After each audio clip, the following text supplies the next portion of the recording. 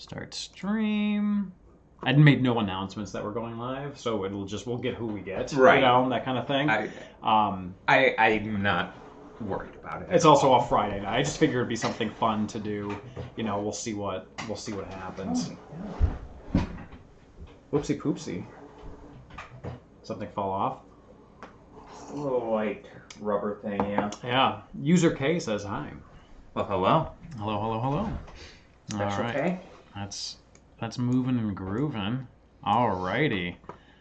All right, we're back again for our hopefully completion of our Virtual Boy review that we tried to do last time. I hope so too. Fix some audio problems. I'm sure you do. Fix some audio problems. We're rocking and we're rolling on a Friday night. So we're saying, how have you been, brother? Oh, how have you been, brothers? Oh, the Nasser. Oh! Do you remember Sharif? Very remotely, but okay. Yes, that was my first thought when you said the Nasser. Oh, okay.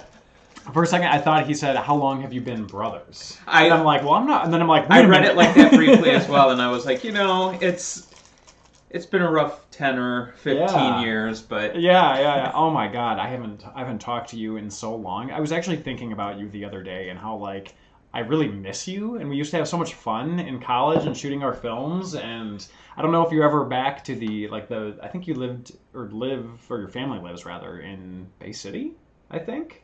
But if you're ever back there, please let us know. I'd love to do a video with you at some point, just like old times.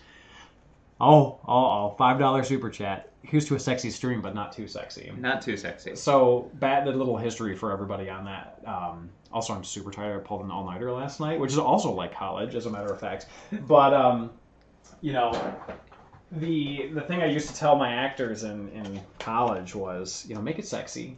Not too sexy, but just sexy enough. And, for me and Sharif, it was kind of like a joke. But for a lot of other people, because it's they're kind of like college actors, they're used to the theater, then they go to film, so they tend to overact. Yes. So it's I would tell them make it sexy, but not too sexy, which was basically a fun way to say tone down. Yeah, the microphone's right here. You don't need to reach the gallery. Yeah, but just make it make it enough, but not. Make it good, but not too good. And then that generally, the joke kind of calmed people into a state that was sort of functional. Planning on coming back to Michigan sometime in October. Okay, well, please let me know. I know that things are kind of crazy, whenever you come back and see family and stuff, but we would love to have you on the show at some point in time. I was legitimately thinking about you the other day, thinking oh man, I haven't seen him in so long. We used to hang out so much. And it would just be so fun to get him, either just to hang out or in a H4Games episode, I swear I'm not as bossy as I used to be as a director. I'm much more laid back, hence the robe. So, so yeah, man, let me know. My number is still the same. If you don't, if you've lost it or whatever, just hit me up on Facebook and I'll give it to you again. But yeah, man, for real, serious. Let me know when you're back. We got to do something. Should work, so I got to balance for now. Let's catch up soon. Yeah, for sure. He also came to my wedding, as a matter of fact. Very nice. So, which was awesome, by the way. Yeah, we used to. My God, we shot so many different comedies together, me and him. I'm having some warm fuzzy thoughts. Some feels. I was legitimately thinking about him the other day because it's you make a lot of friends in college. We tend to hang out. Or at least I don't ever make a lot of friends. That's true. Well, I hang out a lot with my high school friends just because of however that just happened to work out, and a couple of my college friends, but not too many. But we were so close, Right. But it's just what happened is just distance, and he moved out to LA and stuff, and I stayed in Michigan, and so it was just difficult. Yeah, because I helped get you and your wife together. I did meet my wife through filmmaking, so that is very true. I have no doubt. Okay, Virtual Boy. I got some feels for a second here. Let's get this all set up, and let's take a look at our notes here. I'm going to scoot this over just a tiny bit. So, Okay, so I was kind of thinking like a back and forth here. Now, just in case if you're just jumping into the stream, this is not like a Hardcore Games Gaiden where we're kind of pandering more towards the audience. This is literally we put a camera up live while we're going to shoot a review. So we're going to be talking about the review. We're going to be focusing on the review. You're going to be able to see the review in a couple of weeks. But right now, we're legitimately just shooting a review with the camera on. This looks like my rack. So I was kind of thinking like a back and forth here. Welcome to Hardcore Games, blah, blah, blah, blah. Released in 1995, discontinued in 1996. Nintendo was, or Virtual Boy was Nintendo's experimental stereoscopic 3D. Stereoscopic. We're covering, I think kind of the point more of this is like we're covering the games. We're going to cover their system, but let's talk about the games, including some games you probably haven't heard of because there were some really rare ones. And then for a separate shot, I was thinking we'd do like an overhead where it's like, and then we were talking into the mic, maybe you say Wario Land and you put it down. And I say this and I say that. And when it's something different, I say the Japanese version of this or the Japanese only da-da-da-da to kind of distinguish between a Japanese version of something and something that was exclusively released in Japan. So it's kind of like a ta-ta-ta-ta-ta-ta, sort of like a quick cut, quick cutting, and then we cut back to us. So we could do that separately. So basically, we're here. And basically, we can kind of do all of our stuff from this position, unless we want to move. Even like sort of the outro can be from here, or we can do an outro standing up if we want, just to switch it up. Do you have a preference? Don't care. I'm cool with standing. All right, so maybe we do everything but the outro sitting. Okay. And then we'll do the outro standing. And then before we reset it for the outro, we'll do the overhead shot, just because we might as well knock everything out while this is in focus. Sure. I think it's still in focus from last night's shoot with John that went awry. If you're on Patreon, our Discord, or if you follow us on Twitter, you'll know that things went horribly wrong last night. My wife started puking. My son started puking. And obviously, I had to take care of my son. My wife couldn't take care of my son while she's puking. I'm like, John, we gotta reschedule, man. Like things just fell apart at the seams. It's pretty bad. What's the name of this beverage again? We have a question. What I'm drinking? The Nut Bandit. This is the Nut Bandit by Oddside, which is a Michigan brewery. They tend to do some quirky stuff, hence the name Oddside. They do a lot of like fruit beers, but this is a very sort of kind of just like a darker nut ale. It's pretty good. It's more acidic than I was expecting, but I still like it. I was pretty drunk when I had that for the first time. I had it after one called Hazel's Nuts, which shows a bearded woman.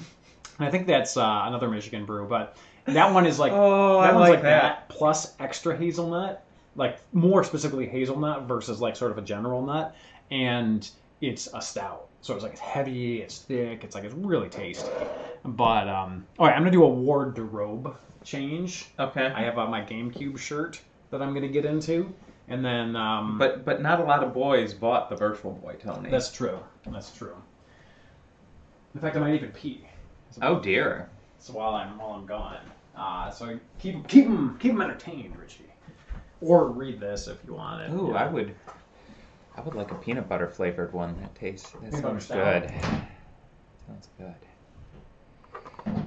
Reading the notes, trying to learn how to do this review.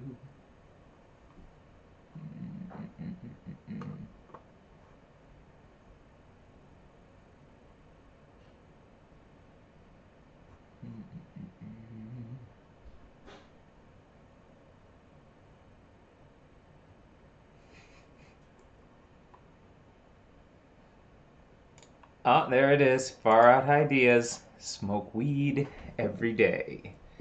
And as Tony would be wont to point out, he loves to smoke weeds for the good of his garden.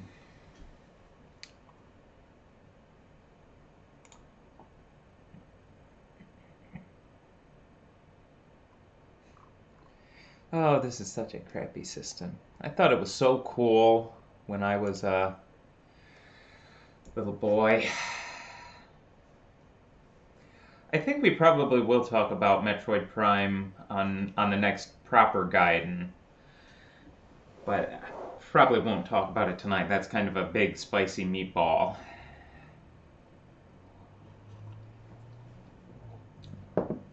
But spoiler, as far as my thoughts, I'm kind of glad Nintendo knows when a game's kind of turning out to be a stinker and makes that decision to say, hey, let's step back and make this good. And I mean, they delayed Ocarina of Time who knows how long, but they got it right the first time, which is kind of a big deal. I smoke only the highest quality beer hops. They do look very, very much like nugs of weed. Those little hops.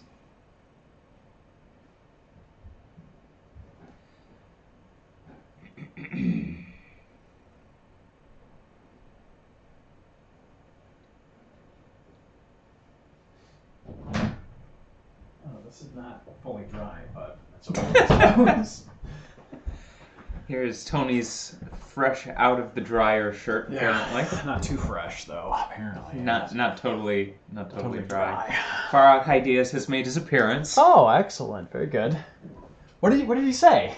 He said, oh shoot. What did he say? I can't recall. Blokes peed today, I believe. Oh, what a delightful young man.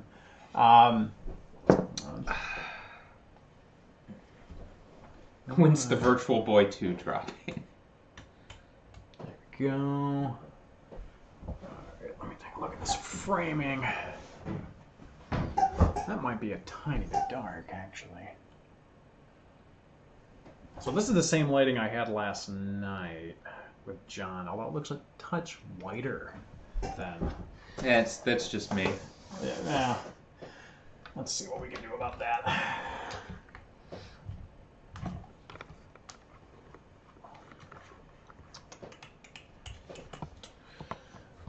Alright, hold this up in front of your face real quick here. It's the best I've ever looked. It really is.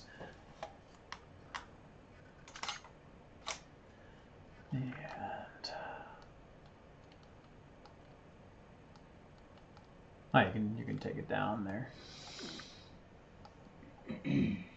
Oh, did I need to stay? No, you're good.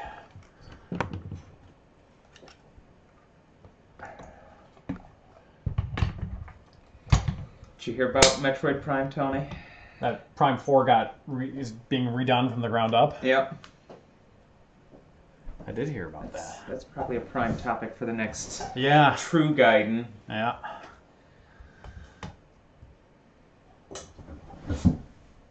That's a little more. A little warmer. A little warmer. I like it. Mm-hmm. Maybe a tiny bit too warm? Maybe just a touch. Maybe what I'll do is just bring the yellow down a bit. It is not warm at all outside. No, it's not. See that? There we go. And I think that probably should do it. All right, so this is good. If I get a little bit more headroom, I think. All right, and then I do not like the reflection on this box. Yeah, it was kind of loud. Yeah, it's better. All right, but simultaneously, I want a little highlight back here, so.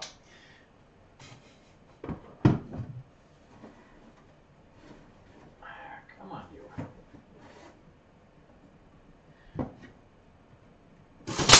Yay! There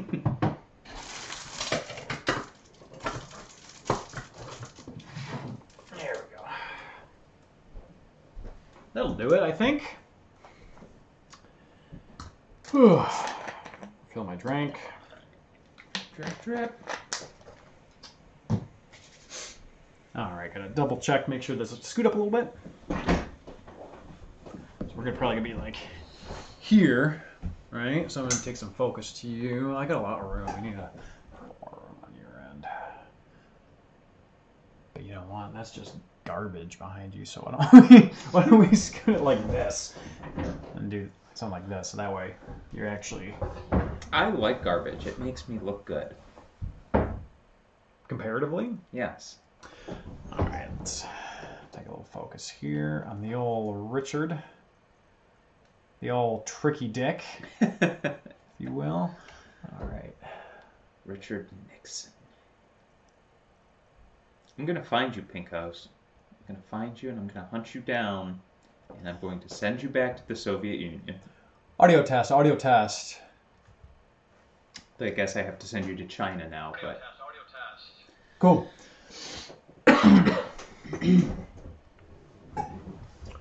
Oops. There we go. How are we doing our comments here? Leaning into it was not the most pleasant thing for my back or neck, but, you know, sometimes you gotta take it for the team. We can't even see the virtual boy, so we might as well put it over here. Yeah, there we go. And then we got our broken virtual boy as a prop that you can hold that. All right, let's blow this up a little bit so I can actually see what I wrote.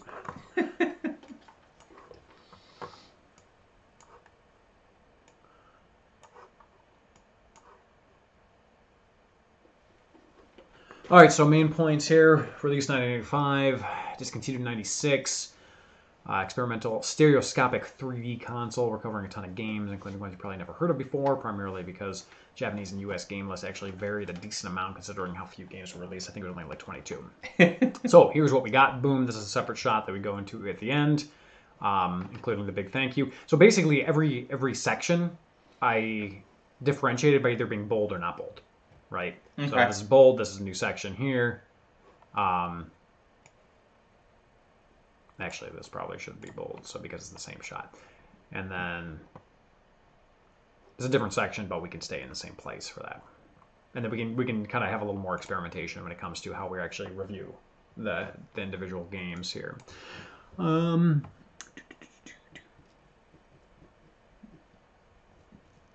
sure you could use a potato to record the Virtual Boy, and nothing of quality would be lost. What does your shirt say? It says a lot of boys bought the GameCube.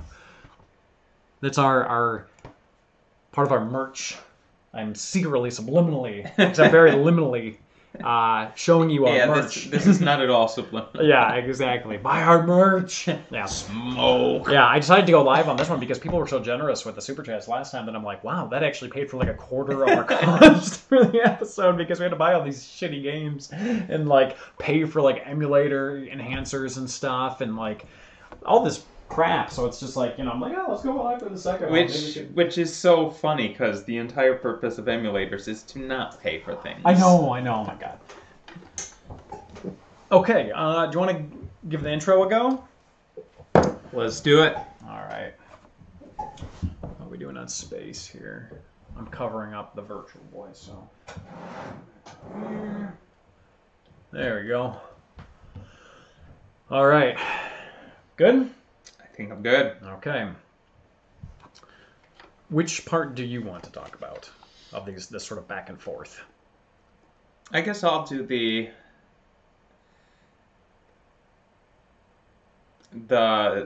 stuff about the console. You do the stuff about the games library. Okay. Do you want to start off with welcome, or do you want me to? You can do the welcome. All right, so I'm gonna highlight your part.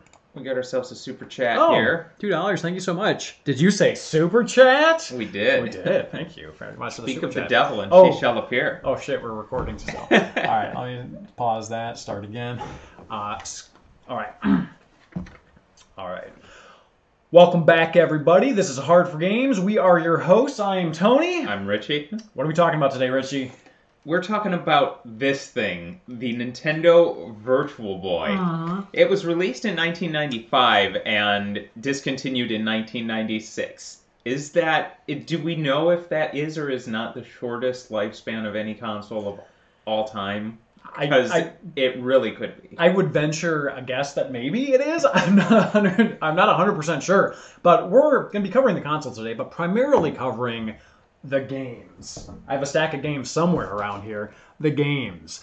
And probably some rare games. That's the complete Virtual Boy lineup. Well, a little more than this. There were like 20 some. But we're going to be covering some games today that you might not have heard of because despite the fact that it was a very small library, there was actually a decent amount of difference between what was released in the U.S. and what was released in Japan. There were certainly surprises for me, like insmouse. Yeah. I had never heard of in my life. Weird stuff. So here's what we got. Okay, cool. That was a good take. Let's do one more.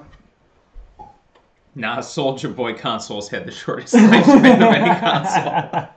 See, this is why we do it live. We get fact checkers for free. Yeah, exactly. That's actually, I kind of, I don't think, on the one hand I was like, does it spoil the episode? But I think most people, we get less views live anyways. Right. So it doesn't really spoil the episode for most people. These are our diehard fans that are tuning in. They probably were going to see the full episode anyways. And it's just fun to do it live. I think it's kind of a neat thing we stumbled on, I suppose. Let me get this a little bit closer. All right, let's do it again. Hey everybody, welcome back to the H4Games channel. We are your hosts. I'm Tony. I'm Richie. What are we talking about today, Richie? We're talking about this thing, the Nintendo Virtual Boy, which I remember, this was marketed as a mobile console, kind of. But we rented this from Blockbuster back in the day, if you remember Blockbuster Video. Maybe the Virtual Boy was responsible for their demise, but I rented this thing from there. And we had to set up a table and everything to plug it in so that we could actually use it. It was not mobile at all. No, a tabletop console, if you will. That's what Wikipedia calls it. Anyways, so we're going to be covering the console today, but primarily we're going to be covering the games. We have about half of the library with us today. There were only 20-some games, and we have a number of games that you've probably actually never heard of, despite its small library, because the Japanese and US library actually had a number of differences, even though it was so small, which is kind of weird. So here's what we got. I think that was probably good. Do you want to do anything else? What did you think about my part? I think they were both good.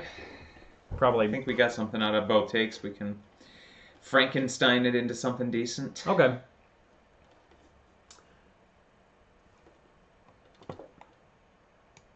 This could probably be a combination between VO and us, just because I'm probably going to show different footage of how they F up. Right. During this part. All right, quick note to the editor. When I talk about the different issues with the emulation, go into the folder that says that there are glitches for the Vibe emulator or really any of the project, or the what was it, what was the other one that wasn't the red one for the PC? I don't Reality remember. Boy. Reality Boy also has some serious slowdown, so just kind of check those out, integrate it into, overlay it into what we're talking about here. I pulled an all-nighter. I'm sorry, Shelby.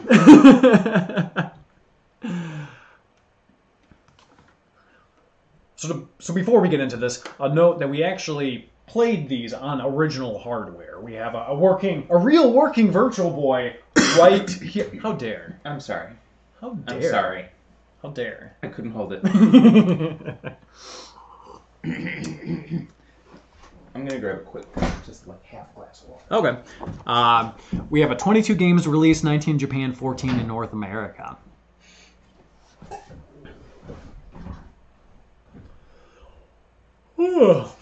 Probably should read my lines here.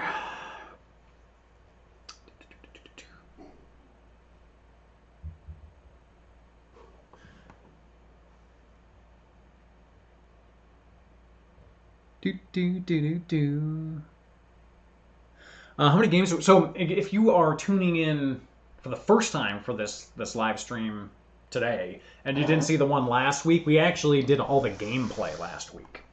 So you got our reaction to the actual game. So today we're actually going to be just reviewing the games, but without actually playing them. So we did some live plays of the games. We have we have a flash card with a prototype on it. 1, 2, 3, 4, 5, 6, 7, 8, 9, 10, 11 games that we're covering. So 22 total. We literally have half the library, which is sad, but also good, I guess, for the purpose of the review. What part of this did you want to cover?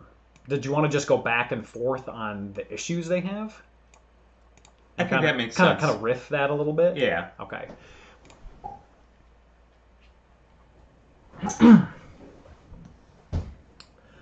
So note that we played these games for our review purposes on an actual working Virtual Boy unit, which are really hard to come by, unfortunately. If you tuned in for our live stream of the review, you would have seen that we had some issues even getting our working one to work. Yeah, I pretty much had to have you redo the battery every time I touched it. There's a lot going on that can go bad with the Virtual Boy, unfortunately. That said, for the purpose of showcasing the footage, we're utilizing 3 different emulators. And you may ask yourself, why would you utilize 3 different emulators across a PC and a Mac? Well, it's because Virtual Boy emulators suck.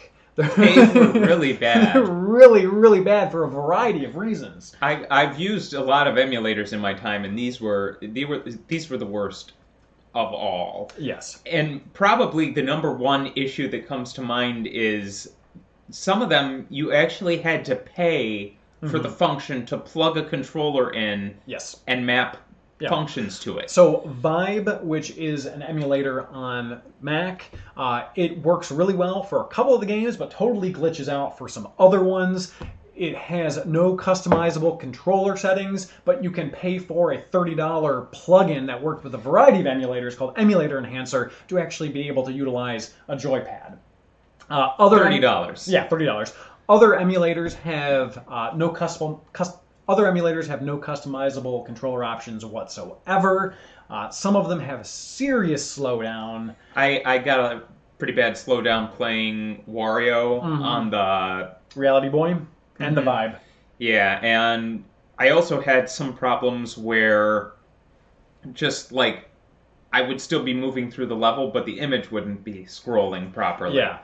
There's some weird stuff where the games just crash. A lot of the emulators have a list of what games they're compatible with, and of 22 games, often they're compatible with like 50 to 80%, which is not a lot when you're considering it's 22 games. Now, keep in mind that we didn't get footage from the emulators for the Oculus Rift or the Wii. There are other emulators out there. There are also other multi-emulator emulators that take more setup, but basically we are talking about the emulators that it is a dedicated Virtual Boy emulator for your PC or for your Mac. How does it work? The answer is not well. Essentially, it was a living hell. However, despite all of this, there are some interesting ways that these emulators will showcase the games, because keep in mind the Virtual Boy is processing 2 images at once and creating a 3D image. So part of the reason why there's so many of these issues with these emulators is because there's different ways in which the emulator can do this. Combine the image, display one in red, one in blue, that kind of thing. So we're going to be utilizing different looking footage for different games and really vary it up based on what emulator looked the best for the particular game. Yeah, some games just, you try one thing and you end up with a terrible, terrible double image. Some of them you try something and it just slows all the way down. Yeah. You get what we were able to make work. Yeah. Sorry. All right, cool. I think there's a little long-winded. We could probably tighten that up a little bit. But we got a super chat. Oh, thank you. From, how do you pronounce that? Asiome? I don't know. $6. Here's some Tylenol money. You'll need it when you're done here with this thing. That is the truth. You got Jack Bros. This says Super Bros 64 Deluxe. We do. We have the Japanese version of the Jack Bros. I said Deluxe Bros. Right here. Oh, Melon Speedruns is on. Hey. But Tony, what about the 3DS that's being emulated fine and it has 3D? Also, hi. Well, hello. Again, we're talking about just PC or just Mac, not going out of our way to emulate it on a console. I also can't, with a standard retail 3DS output. Also, probably people care about the 3DS as opposed to the Virtual Boy. Yeah, well, I mean, he's saying that there's probably an emulator for the 3DS for Virtual Boy. Or is he saying that there's emulators for the 3DS? I think he's saying that there's emulators the 3DS, for the 3DS that are being emulated. Yeah, well, that's true. There's so few people bothering with the Virtual Boy that you have kind of these, well-intentioned but not complete emulators, I think, is the issue.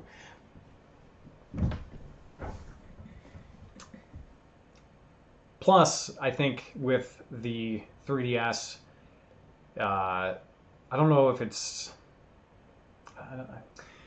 There's just something about the dual images of the Virtual Boy, I guess, that it creates some sort of a problem that they don't encounter in 3DS. I don't know. Anyways, let's go ahead and do that bit again. Let's do it. All right.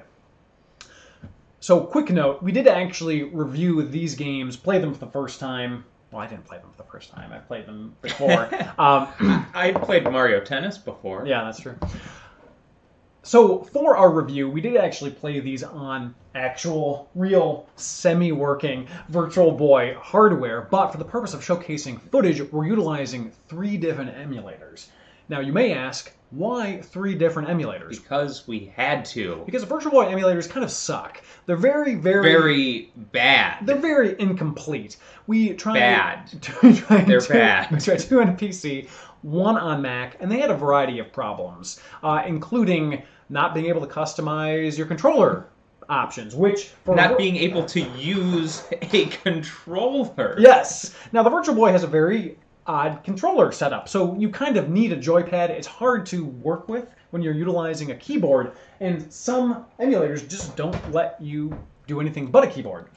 Some emulators make you pay for joystick functionality, like Vibe on the Mac. Some emulators can't deal with the fact that there are 2 images being processed at once, and crash. Some emulators just have horrible slowdown. Most emulators don't have complete compatibility. Again, we're talking about emulators that are PC or Mac, not for the Oculus Rift, not for the Wii, not for these niche things, just straight up, this is a Virtual Boy emulator, play it on your computer type of emulators. They blow. So, for the purpose of showcasing footage, we're going to be utilizing these different emulators with different effects. They're going to look different based on what we wanted to showcase in terms of what they could do, and also which emulator worked best for which game. Yeah, I mean, there were some games that they just would not generate a functional image if you tried to play them. So we give you what worked. In that way, it was actually very true to the Virtual Boy. I feel like this can't be said without rambling. I would agree. How do we take this and crunch it down? Because I don't want to wait so long, because I'm going to be showing gameplay footage, but I don't want to wait so long before getting to the actual games that people, like, leave. You know what I mean? I mean, we don't necessarily have to play it out sequentially. We can take some of the bits and do them in between different games, possibly. Yeah, but this is sort of like a prep for how we're going to be showcasing the games. So you kind of have to say that before you showcase the games, right? I don't know. You can... At the same time, it's a kind of... Like you say, it's a lot of blah, blah, blah, blah, blah, blah, blah, blah, blah, and then they're not even going to notice that there is a difference in footage until the second game. Yeah, but some of them we may show... Like, for some of them, I have, like, okay, here it is in red. Here it is in blue. Here it is in purple. You know what I mean? So I figure we can just talk about it then, and maybe we just... Yeah, but we don't know what we're going to do that for because we're not editing it, nor are we at that point. So I would say then, let's say whatever must be said right off the bat. Okay.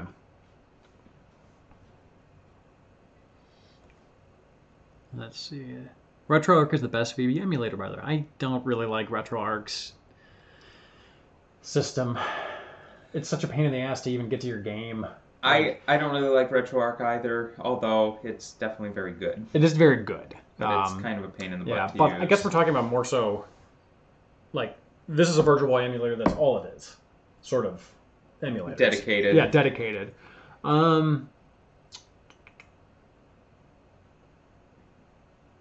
So what do we do this? We're actually playing on actual Virtual Boy, but recorded footage via 3 different emulators. Why? Because Virtual Boy emulators suck at worst and are heavily flawed at best for a variety of reasons, from controls to image to slow down to crashing, and then just... I would say we've got the full version of it. Let's just film like a version where we just say... we played all of these games on the original hardware, so we know how they naturally play and feel, but we're going to be showing you footage that we recorded using 3 different emulators and just leave it at that. We can edit in as much as we want, and we can edit in elaborations as we show footage, too. Okay. All right. That's fair enough. Why don't you start it off? Because I feel like I've been yapping the old mouth, the old mouth quite a bit. That's a very creative way of describing. I was trying to think of like your mouth, the silver tongue. No, I was trying to think of your oral tail. What is it in that Nixon like the jowls? The jowls. My jowls. Flapping the jowls. I'm not a crook. Yeah, I've been flapping my jowls too much. So why don't you give her a go? Alrighty, so for the review today, we have played all of the games on the original hardware. This little son of a gun right back here, a working, for the most part, sometimes here and there Virtual Boy. But the footage is emulated because we wanted to give you decent quality footage. We're utilizing 3 different emulators because Virtual Boy emulators suck. So what you're going to see is a hodgepodge representing the best of what they can do. I think that's the short version. That's the short version. All right, cheers. We did it. Looks like we made it. Might have taken the long way, baby. Do do. Oh, boom. So you really need a nap, don't you? He's still the one I love too. My dog is named Lou. Okay. Okay, so I have the review games part, which is just a parentheses. Okay, let's do that. Literally just review games. Okay. I was thinking we start off with not something that people know. We can mix it in any order, but we may want to start off with one that's like, first off, Jack Bros is one of those where, like, Virtual Boy, like, people who know about the Virtual Boy know about Jack Bros, but not anybody else. People who know about the Virtual Boy don't know at all about. I mean, I had no idea. If you're like an aficionado, you know, obviously. Insmouse is kind of similar. So let's spread out the rare ones. Sure. So let's do Insmouse last. Dimension War maybe. Let's start off with a bang and do Dimension War. Okay. It's an $800 game. Sure. Let's do it. So, and then I guess it really doesn't matter after that. All the other ones are. I guess there's also the prototype one. Maybe we could do the prototype toward the ladder. And, okay. Do you want to do these reviews together? Or, like, do you want to do them as one person takes the lead and then the other person chimes periodically? Or do you want to just do it flat? I do one, you do one, I do one, you do one. Let's team up. Let's do it together. Yeah. Really teach a lesson. Yeah. Really get in there. Oh, yeah. Yeah. I like that. That's good. That's good. Any homebrews for the Virtual Boy? Yes. In fact, if this video does well, I was thinking about doing an accessories video about the Virtual Boy, because there are a lot of weird, like, do-it-yourself custom accessories. And then I was also thinking about doing a homebrew video. And then also maybe a video about the other prototypes that didn't get released. But it all depends on whether anybody gives a damn. So, we'll see. This will be released at an unideal time because I'm not releasing an episode tomorrow because of the Puke Fest that was last night. So, our stats will be down. So, it'll really tell whether people care about the Virtual Boy in terms of seeing our video. Okay, what did we say we're going to do first? Dimension War. All right, so let's think about some key points about this one. Kind of a Fire Emblem type game over top in space, though. It's kind of like a strategy. Right. It's got, like, you have there's a tactics phase to the battle where you move your units around, but the battles actually take place with you controlling the robots. Yeah. Okay, let's do one where we're just kind of riffing, and then let's do a second one where we condense it into something usable. I dig it.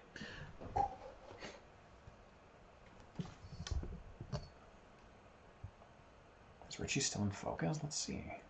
Oh, he is still in focus. Richie. Thank goodness. You naughty boy. I was a naughty boy. All right, let's... Can someone tell me who is John? No, I can't. No one really knows. Let's start this thing off with a bang. We're going to be talking about Super Deformed Gundam Dimension War, or SD Gundam Dimension War. Which I had absolutely no idea existed before doing this review. Mm-hmm. It is a very rare Japanese-only title. Generally goes for around $800+ on eBay, depending on condition. Again, big thank you to myretropop.com. I'm going to do that again. Again, big thank you to myretropop.com for lending us this cartridge. So this game is sort of a cross between a real-time battle but tactical strategy game. It kind of reminds me of Fire Emblem just a little bit because you do have that tactical battlefield in space, of course, not on land. These are robots in space. Mm-hmm. Probably because it's the Virtual Boy and they can't render that much stuff. That's right. But but yeah, once you actually engage other opponents, you go into a separate battle mode and actually fight it out with them, which you don't do in Fire Emblem, but it still is kind of played out on a separate screen. Like you have the cutaways in Fire Emblem where the units actually attack each other. This is kind of the same thing, except you're actually involved in what's going on in that stage. And you are in 3D space. I'm going to change the battery. We have no battery. Yes, here we go. That one died out a little sooner than the other ones, hopefully will, because I used it for inserts last night, and I also utilized it for John and I for our aborted shoot.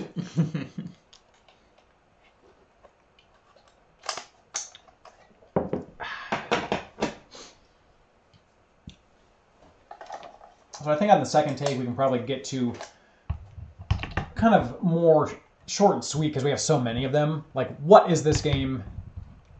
Is it fun? Kind of thing. All right, let's do a quick test on the old Richie. Look at me. Oh, naughty, naughty boy. Scoot up just a tiny bit. There we go. Look at me again. Cool. Cool. All right. I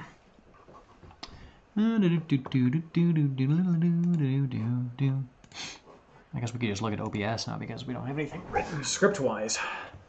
All right, ready to rock?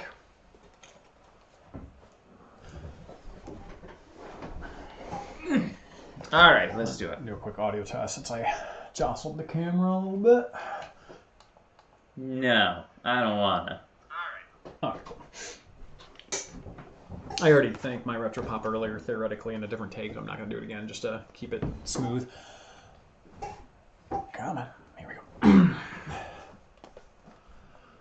Let's start with a bang. We have SD Gundam Dimension War, or Super Deformed Gundam Dimension War. This is sort of a tactical strategy game with real-time battle elements.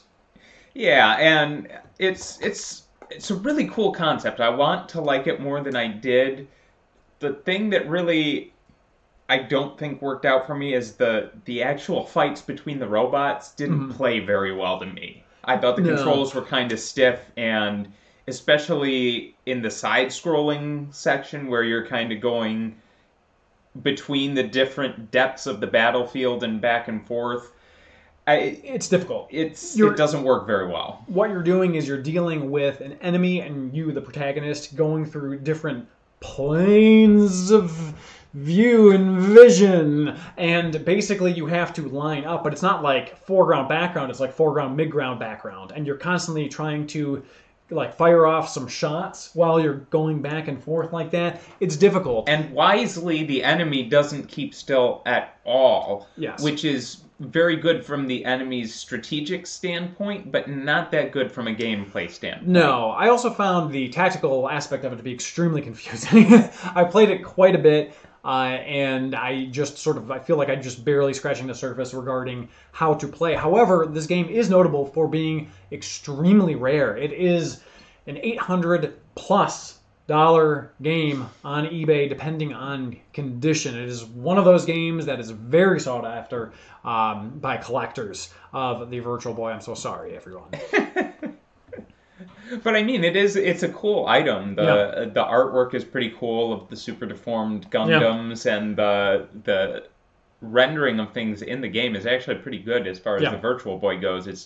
It's still the best the Virtual Boy can do. Yeah. I do like how on the cover art it has sort of your cartoon graphics turning into the grid-based Virtual Boy graphics. That's pretty neat. But yeah, like you said, I feel like there was a little bit more potential here than they were able to tap. It is an okay game. I think you'll enjoy it more if you like Gundam, which I'm totally unfamiliar with, so whatever. All right, cool. I think that was good. Let's do one more, maybe tighten it up. Take off your shirt. What, and lose out on the ads? Come on. Yeah, exactly, right? Free advertising. Well, not free, really, but... Yeah. All right, let's start off with a bang. One of the rarest Virtual Boy games there is. This is SD Gundam Dimension War, or Super Deformed Gundam Which is Dimension really War. up my alley, because it's kind of like this tactics hybrid type of game, with the main wrinkle being when you engage with other enemies, you actually fight them in like a side-scrolling and... How would you describe it? Like a rail shooter type of... It's like a rail shooter while you're on like a multi. Yeah, well, this is kind of a mess. There are two stages to the battles. There's the one where you're like going at him, just sort of like I think the best way to describe it would be that you are on a 2D but multi-planed battlefield, and it's not 2 planes, it's 3. So it kind of creates this. That's the second part of the battle. Oh, like, I'm confused. Okay, like it's almost like Star Fox. You're like on a grid. You're on a grid, and you decide whether you want to ambush or engage with other. That's enemies. the tactics part of the game. But when you actually like engage with the enemies, you mean like just the shooter where they're coming at you like this? Right. Oh yeah. So basically, it's kind of like how to even describe that? Almost like a first-person shooter type of. Yeah, it's like a third-person shooter. Then it turns into like a side-scrolling fighter with multi-planes. Right. So it's like it doesn't know what it wants to be, and you're constantly switching up and trying to understand the depth. Right. Okay. I'm gonna leave that part to you. Okay. Yeah. And then I'll chime in. Maybe we afterwards. don't even need to mention it. We probably do, and we can always cut it, but this is probably one of the harder games to We can describe, probably too. just like talk about the fact that you'd go into a battle scene and just let the footage explain it. Yeah, I mean, we do need to explain that provides the depth that the Virtual Boy... Right, but I don't think it's as important to mention the 2 phases of battle. But I'll mention what I mentioned. Mention what you mentioned, and then we can always cut it and whatever. So, all right. So let's start things off with a bang. This is one of the rarest and most expensive Virtual Boy games. I said Virtual Boy games. Let's. This is what you get. This is one of the rarest and most expensive Virtual Boy. Oh, yes. Let's start things off with a bang. What? Let's start things off with a bang. All right, let's go ahead and get started here. This is one of the rarest. Maybe I need to refill my drink. I don't know. I think you might need to. All right, I'm gonna pause it.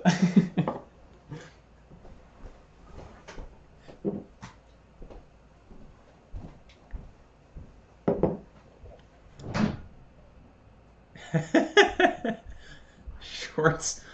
I will not be taking any shorts off.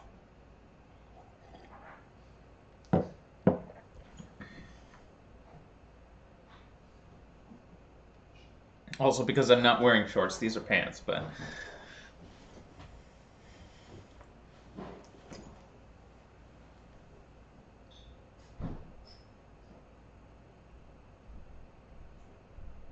I found the problem. I need to switch from whiskey to cheap beer.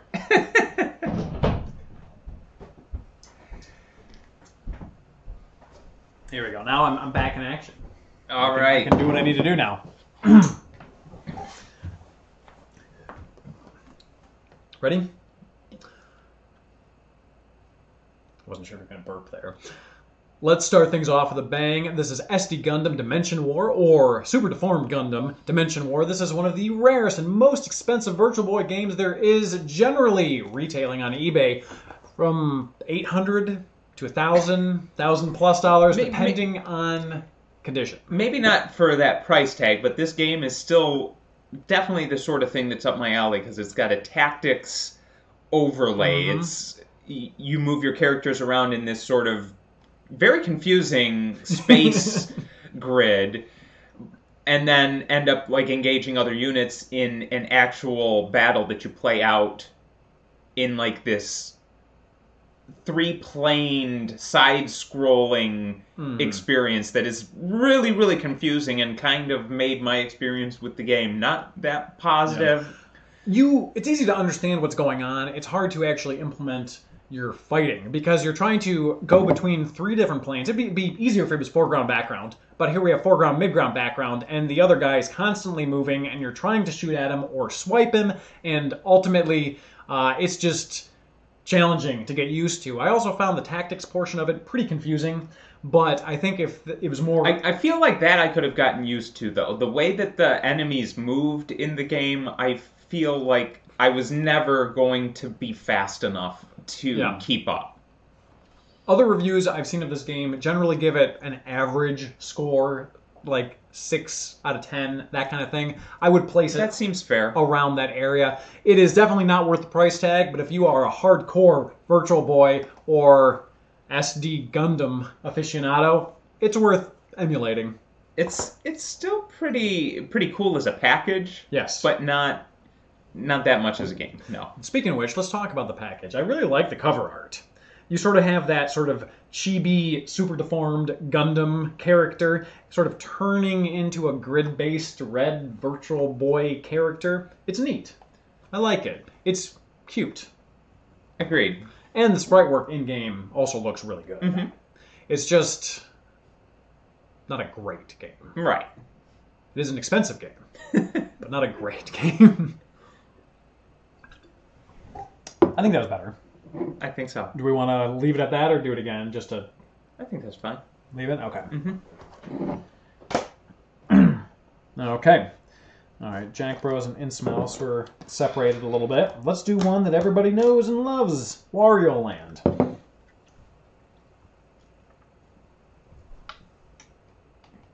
I was recording during that, wasn't I? Better have been.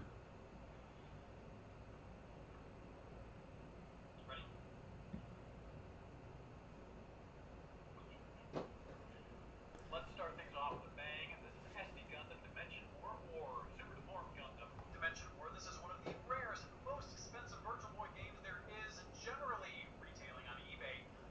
This was a most recent take, right? Mm-hmm. $1,000+ depending on condition. Maybe not for that price. Yep, okay, because I have the beer. All right, cool.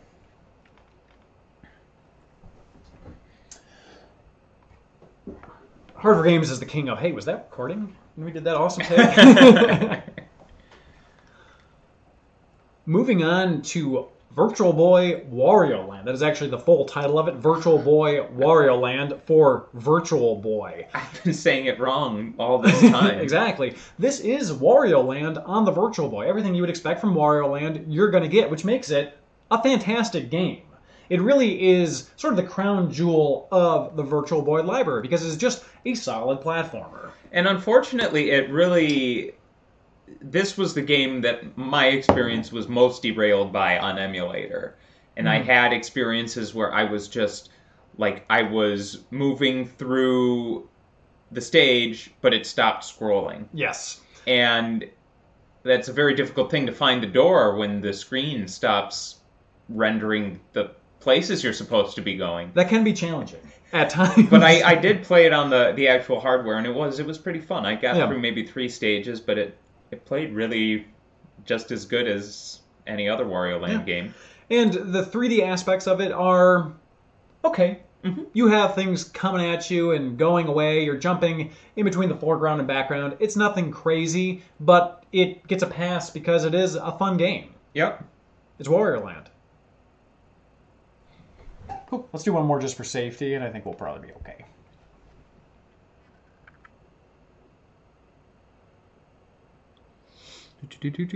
Oh, Far Out Ideas says smoke weed every day.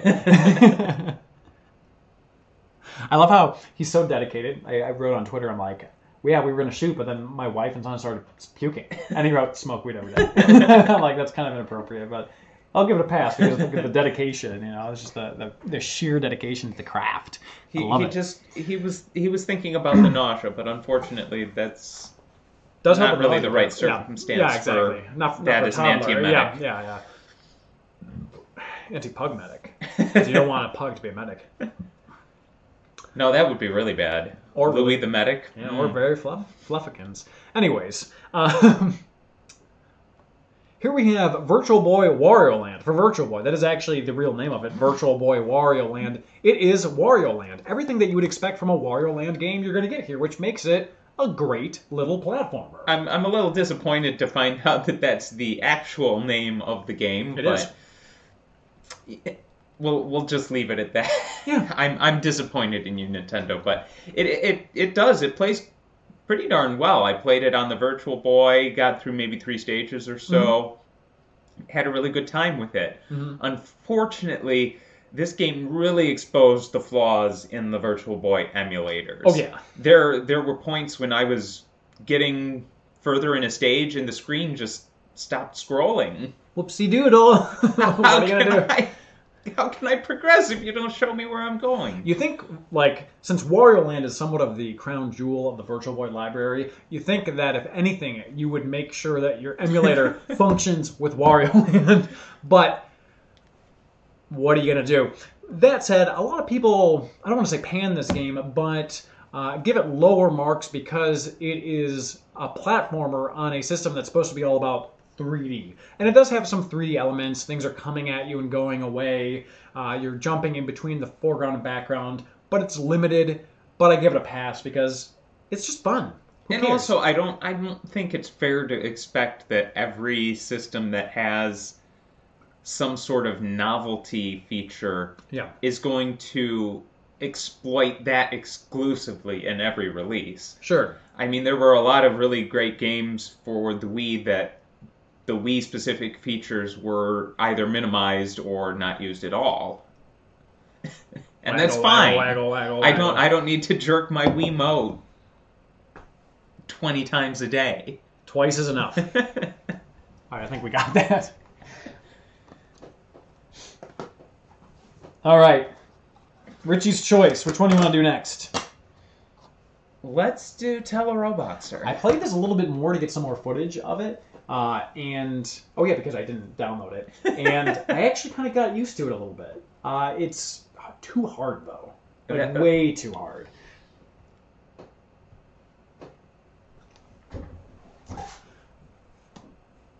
Hang on.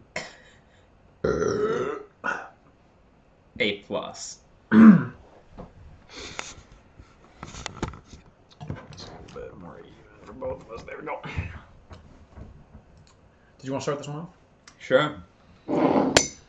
So our next game is, I think, one of the titles that really utilized the Virtual Boy's elements to the fullest, and that's Teleroboxer. That's right. It's a first-person, kind of like a Punch-Out with robots. Exactly, and it utilizes that first-person perspective and the 3D really well, especially when you get knocked the F out.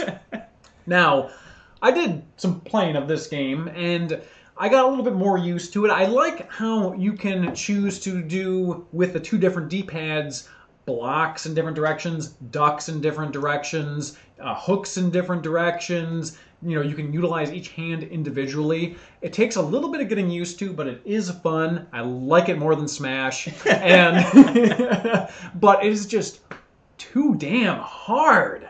Like, I played this thing, and I played this thing, and I played this thing, and I beat the first, enemy and got destroyed by the second one. And it took me 20 minutes of replaying to beat the first boxer, the first robot boxer. It's so damn hard. Yeah, when I played the game, it did seem too hard to me, but I hadn't really gotten a hang of the controls yet. I didn't really know what the different animations that my character was in, the different postures, what they really meant. Yeah. So I feel like once I got over that hump, I would be a lot better. Yeah.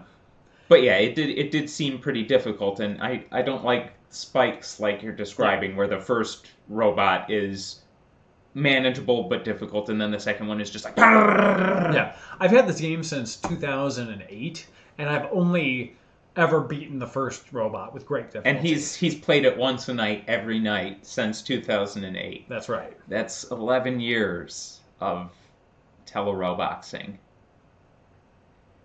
That's a lot of concussions. That explains the t-shirt. Yeah. All right, I think that was really good. Let's do one for safety, and I think we'll be okay. All right, go ahead and start her off. All right, our next game, I feel, is one of the best representations of the technical stereoscopic.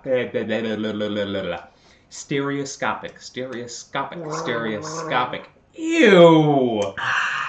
Oh, gargling Michelob. Oh, gross. Go on. Stereoscopic. Stereoscopic. Alrighty, our next game, I feel, is one of the games that really shows off the stereoscopic 3D elements of the Virtual Boy the best, and that is Teleroboxer. It's kind of like a first-person Punch-Out kind of game with robots, though. Exactly, and the unique thing about this particular title is that your two D-pads do different things for each hand. So you can throw different types of punches with your right hand, your left hand. You can block and move and duck and slip and all those things that you can do as a boxer. But you really have to master those controls because it is a difficult, horribly difficult game. I've had this game since 2008. I've only ever beaten the first robot with great difficulty. And I'm sure Teleroboxer was at the top of your priorities list that entire time period. Every day I've played this game for the last 10 or so years, and my God, my one qualm with it is that it's too damn hard. It's just, like you said, it utilizes the functionality of the Virtual Boy so well, but at the same time is so inaccessible. And now, I'm sure there are a lot of people that know the controls really well, and they're like, oh my God, blah, blah, blah. But just imagine throwing this on emulator or playing the Virtual Boy for the first time, and you just get your ass kicked immediately. Yeah, I didn't get to the point where I really even had an understanding of the controls, like the different postures that my character would get into. I didn't really know when I had my guard actually up, which is kind of important. Yeah, and other things too, where it's like, I've done martial arts for about 15 years, and things that I would normally do in terms of slipping and ducking would have the opposite effect in this game. So, for example, if someone's throwing a hook, coming this way at my head, you wouldn't duck this way because you're ducking into the punch. You would slip and duck around the hook that's coming. But in this game, if you go low and go over, you get punched. So it's like, intuitively, I was like, oh, I know what to do. Boom. But I would just get slammed, like, every time. So I'm just like, everything I know is wrong. So I guess Teleroboxer is the true sensei, and let's move on. every morning since 2008, Tony has woken up, sucked a raw egg. That's right. And tried to beat Teleroboxer. Yeah. And I've only ever beaten the first boss. Oh my God, the battery's dying. What the? I need to get new batteries. Tell you what, we've recorded the hell out of these. Are you putting Virtual Boy batteries in the camera, Tony? Maybe. What game do you want to do next? V-Tetris? I don't think you played this one. It's literally no, Tetris. I didn't. But I think this is a fine time. A good one to get it over with,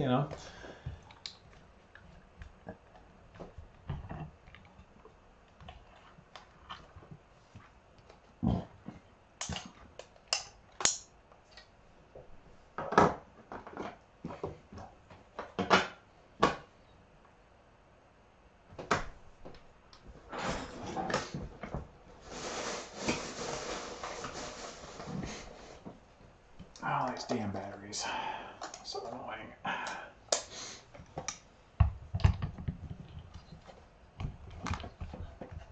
All right, let's do some quick checks here.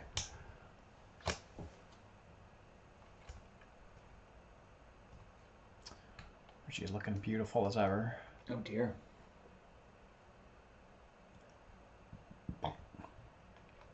Audio check, audio check.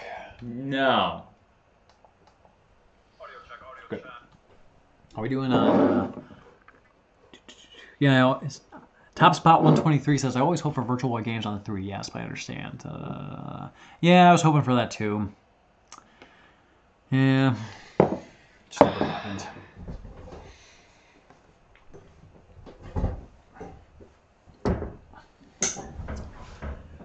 Next up, we have V-Tetris, which is one of those weird ones because this was released in Japan, but 3D Tetris was released in the US. For some reason, each region got different Tetris games. This game... Were they really different games? Or did they just have different... No, this game is just Tetris. 3D Tetris is like Tetrisphere, but with a cube. Whereas the Japanese version just got plain old Tetris. As you can see from this footage... Some would argue that they got the better game. Some could argue that. It is legitimately just Tetris. Now, there's nothing wrong with that, except for the fact that it's Virtual Boy, and you would expect something new-ish. Yeah, the Game Boy had Tetris, and I think it was a pack-in, and it was an amazing game, and it sold the system, and this and that, blah, blah, blah. But in 1995, you wanted something fresher than V-Tetris, and you just didn't get it. It's a fine game. And one of the only games that work on the Mac emulator. But it's Tetris. Who cares? I kind of want to talk about the logo for this software company, yes, though. Let's do that. It's like a lionfish, I guess, maybe. Yeah. It's got some fins going on here. There's definitely a lion face, but... And somehow this means bulletproof software. It's the best part of the game. I guess. All right, cool. Let's do that one more time for safety, but otherwise I think that was good. Mm-hmm. All right, Shelby, chances are the first take was better. But we're going to do another one just to see. Next up, we have a strange one. V-Tetris. V-Tetris was released in Japan. The US got 3D Tetris. So are they actually any different, or did they just change the name for the releases? V-Tetris, or I'm assuming Virtual Tetris, is... Vaginal Tetris is just Tetris. 3D Tetris is like Tetrisphere, but with a cube. You're actually putting the tetrominoes in a 3D space. So the US version sort of had a version that utilized the technology more. Right. The Japanese just got Tetris, which was super weird. I mean... Yeah, the Game Boy had Tetris, and it was a great system seller and pack-in and all those things, but by 1995, you'd expect a little bit more. On the plus side, it is one of the few games that works well on Vibe for the Mac. And there are some people who would argue that the base Tetris is the better game, so, you know, maybe they did get the better end of the deal. Honestly, they probably did. Beat Tetris all the way. I think that's good. Actually, maybe the second one was better. I don't know.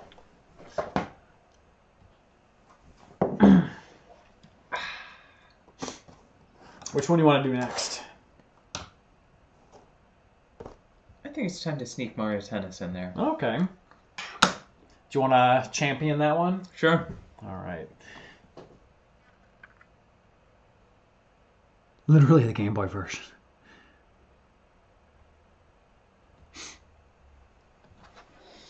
All right. Go ahead. Give her a start. Alrighty, next up on the docket is one of the iconic games of the Virtual Boy library, Mario Tennis. And I gotta say, playing it today versus when I was a kid in 1995, it does not hold up very well. Yes, well, you know, it's interesting because it is the first game in the Mario Tennis series. It's weird that this popular series started on the Virtual Boy, but unlike nowadays where it's very zany and wacky, this is just sort of a no-frills tennis game. There's nothing inherently wrong with it. It's kind of cool. You got the ball coming at you, at you, but you pretty much line yourself up to take the shot. Yeah, it's fun. But it's just nothing special, I think. The character roster is very limited, and the best thing going for it is just, like you said, the sense of 3D as the ball comes forward and back, which is interesting. But it's okay. Yep. Not bad. Didn't age well, though. No. Think we got that one? Mm-hmm. All right. 0 out of 10, no Waluigi. Agreed. Yeah. So we've done 1, 2, 3, 4.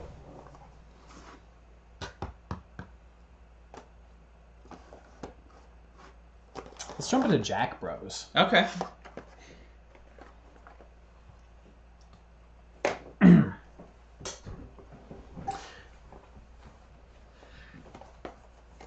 Jack Bros is another popular Virtual Boy game for Virtual Boy aficionados. This is the Japanese version, which is less rare. The US version generally goes for $300, $400, $500 or more, depending on condition. It is sort of a gauntlet-style puzzle game, if you will. You run around collecting keys, attacking enemies, all to move on to the next stage to be able to find your way home. It's pretty fun. Yeah, it plays kind of like a Zelda Light. If Zelda were just the dungeons, you might end up with Jack Bros. And it's pretty cool. I played the Persona game, so I'm familiar with Jack Frost, and it's nice to see his proper series.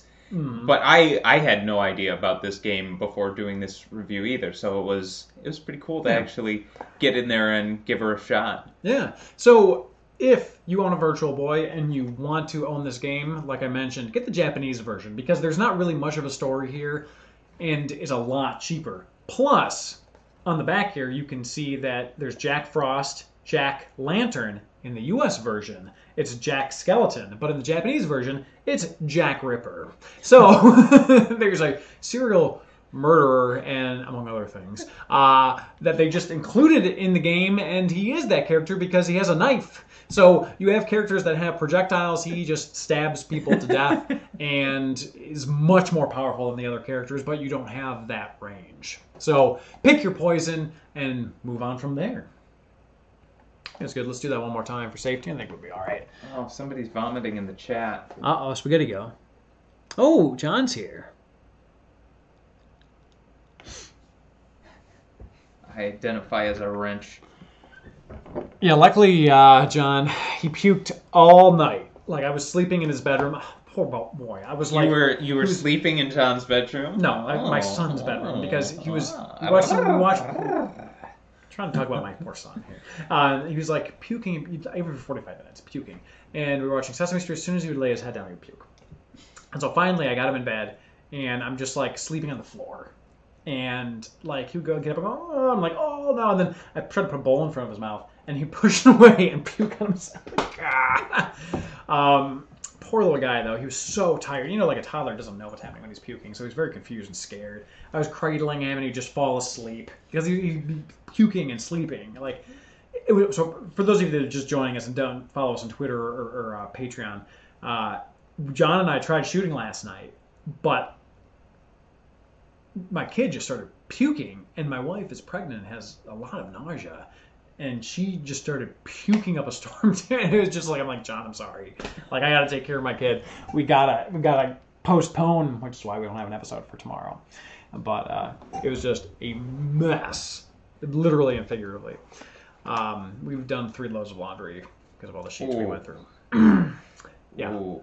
A lot of, well, yeah, never mind. Okay, that's enough. Never again. Yeah. All right.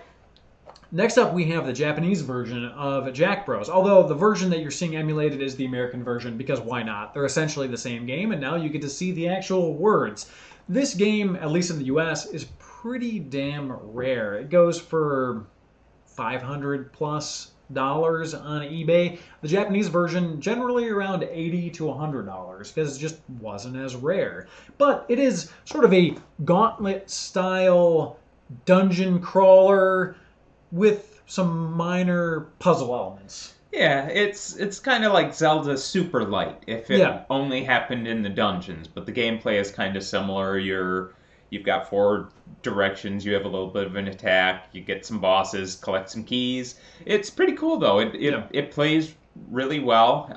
It doesn't take that much advantage of the Virtual Boy software. You can kind of see the stages that you're going to progress to below you, but that's about all I noticed. But it's still cool. I play Persona, so it's nice to see where Jack Frost come from. Yeah, so it's just a fun little game, and what's interesting is in the Japanese version you have Jack Frost, Jack Lantern. In the US version you have Jack Skeleton, but Jack Skeleton in the Japanese and original version is Jack Ripper, or Jack the Ripper. So basically they included this like serial murderer rapist in their game.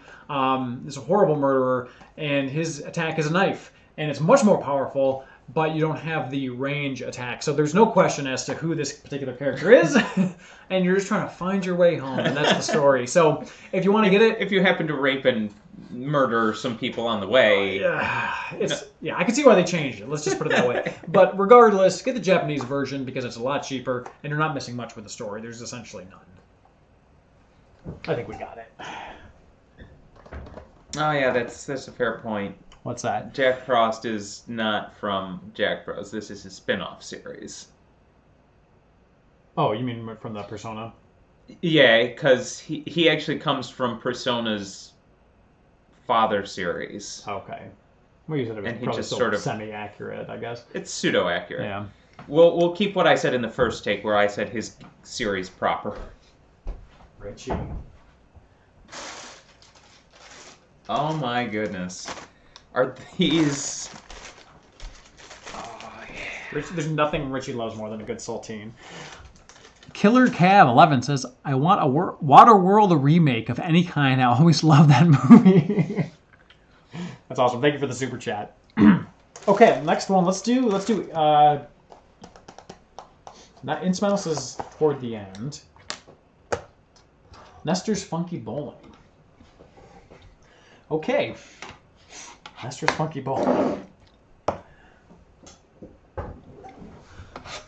Let's talk about Nestor's Funky Bowling. It is a bowling game starring Nestor, who appeared in Nintendo Power back in the day. Now, strangely, we got Nestor's Funky Bowling. Japan got Virtual Bowling, which did not include Nestor, and is also like an $800 game on eBay. And it's marginally different. I mean, it's a different game, but it's still bowling.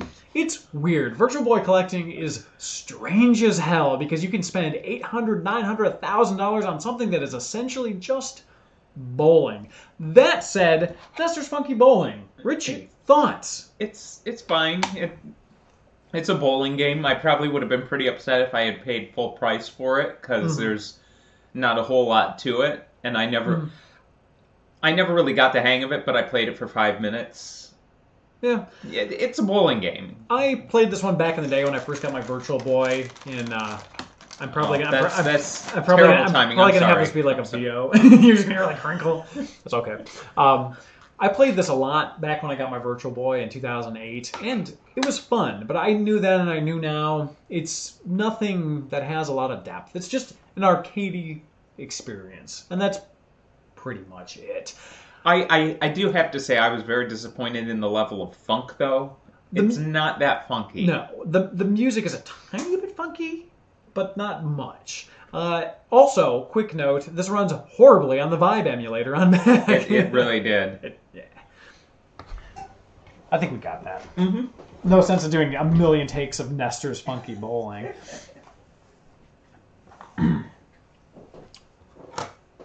Which one do you want to do next? I don't think you did Panic Bomb, or I did that one. We both did Red Alarm and Vertical Force. It's probably time to do Red Alarm. Red Alarm? I'm going to pee again because I've just been guzzling beer. You want anything? You got me everything I ever wanted. Richie, first beer. I'm very ashamed. Very ashamed. I thought maybe you'd drink that and we could split something nice, you know, me and you. It's a pretty hefty beer. It is, but I'm so ashamed, you know? So ashamed. Plus, you said you wanted to sample it. I was trying to save you some. Oh. Oh. There we go.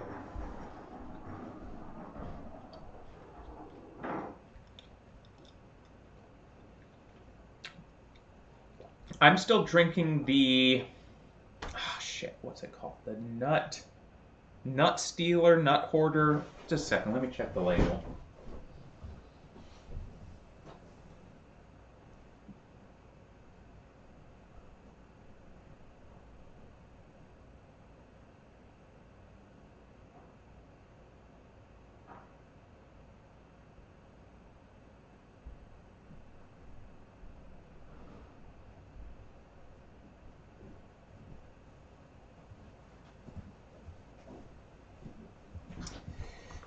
The Nut Bandit. It is a nut beer. It's quite odd. I've never had anything quite like it before, but it's pretty good. Bud Light with lime. All right. Ooh, Jack and Coke. That's a Jack Bro that needed to be represented. It's actually got like more acidity to it than I would have expected to. Oh, I know it sounds like something else. I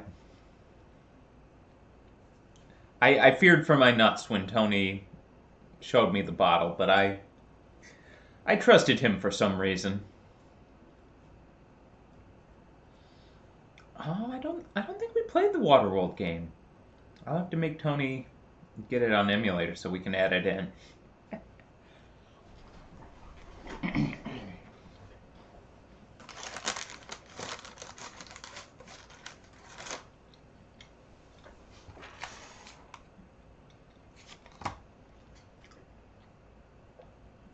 Yeah, it's not the first time I've sold my soul.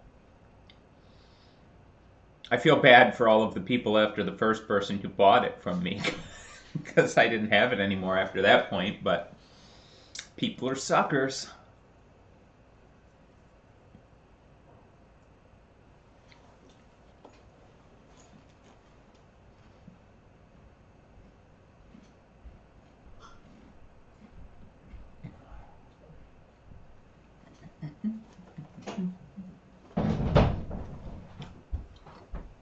Oh yeah, Tony's a demon. You didn't know this? Okay. Red alarm. Oh man, remember Kids to Adults? Yeah. Instead of E for everybody. Mm-hmm. You want to start this one or do you want me to? Yeah, I guess I'll give her a go. Okay. Alright, now we're on to another iconic Virtual Boy title, Red Alarm. I guess I should have had something more to say there, Mom. There's a point that I was thinking of when I was half asleep the other day. It must be a good one. No. Okay, I got it. Okay. Say what you said, and then I'll jump in. Okay. I'll jump in. Alright, next up is an iconic Virtual Boy title, Red Alarm. This is basically Star Fox, but wireframes. Also, you can play first-person perspective. Let me say that again. Also, you can play first-person perspective, which is nice. However, this game is like a date gone awry. Sometimes you're on a date and you're like, things are going good. I don't see why people have a problem with this particular game. You say that on your date. And suddenly, you say something or you do something, and suddenly everything's going downhill and it's crashing and it's burning and then it just falls apart. That's what Red Alarm is. Because you're playing and you're like, oh, this is great. This is fine. I don't mind the wireframes. And then suddenly you hit a point somewhere, at some point, where you think you're going through a passage, but it's a wall because everything's black and it's wireframe, and you have no idea what the hell is happening. And you try to turn around, and there's nothing, and you can't, and it goes from pure joy to utter confusion so quickly in that moment where you do the wrong thing. And if you can avoid doing that wrong thing, it's a great game. But if you can't, it becomes utter frustration. Just terrible, terrible frustration. Yeah, and it really is pretty much Star Fox to a T, and even I wouldn't even distinguish it by wireframes because SNES Star Fox was pretty wireframey too. Yeah. But it kind of brought all range mode into the picture a little bit before Star Fox 64 did, because you have the ability to move around in an actual 3D space, and you can turn your thing all the way around and start going back towards the start of the stage if you want to. But you shouldn't. It's often a bad idea because you can get very, very turned around, but it's a neat game. It's got a lot of cool ideas, but it does have the exact problem Tony mentioned, where you think you see one thing and it's not what you think it is. It's beer goggles the game. Pretty much. I wanted to like it so bad, and I had so much fun until that moment. You know what I mean? Like, and then it just fell apart for me. Just like my marriage. Go on. Vomits. Let's do one more and tighten it up a little bit. All right, you start her off again if you'd like. Oh, but you chew that. So don't even just leave it there tempting you the whole time. You go ahead and you eat that saltine. You're going to notice, anyone who's watching now that also watches the review, we're recording ourselves at a much more flattering angle for the actual review. Here we're like, oh. Why do you keep showing us your chin?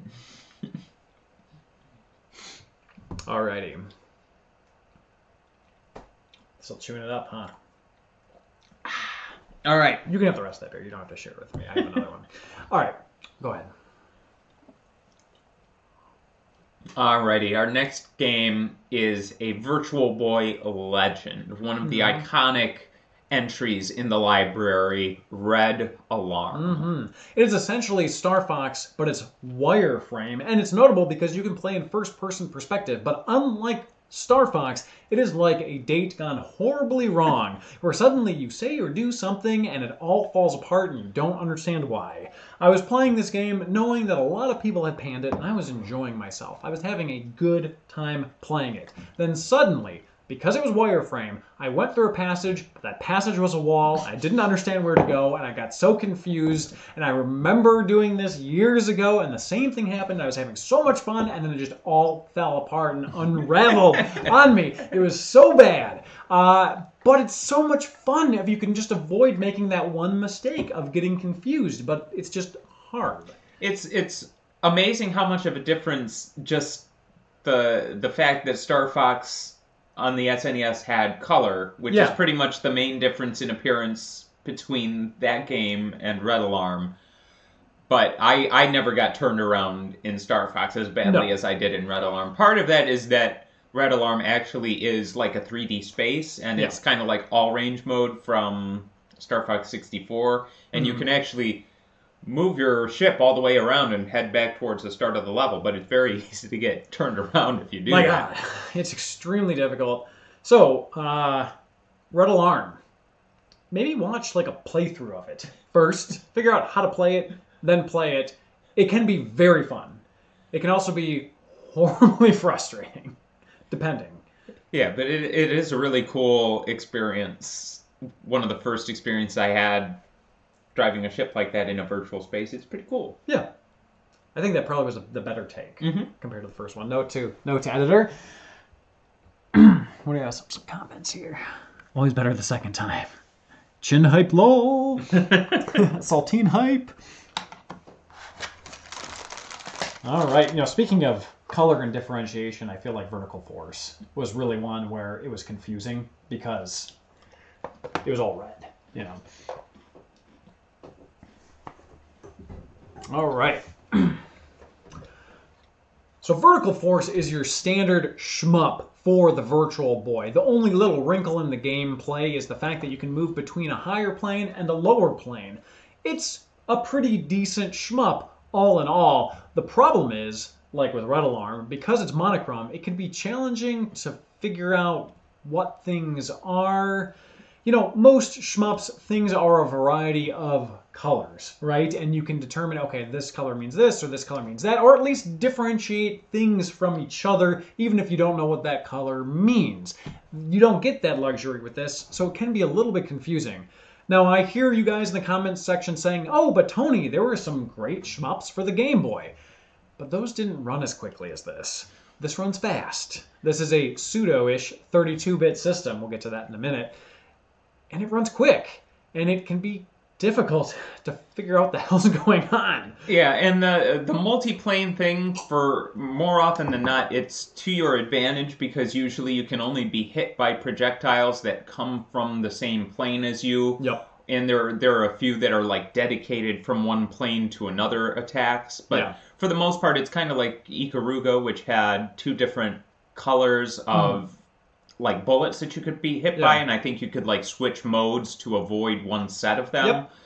So this is kind of similar to that function, except there's only one color. So it's not always 100% clear what's on what plane. Yeah.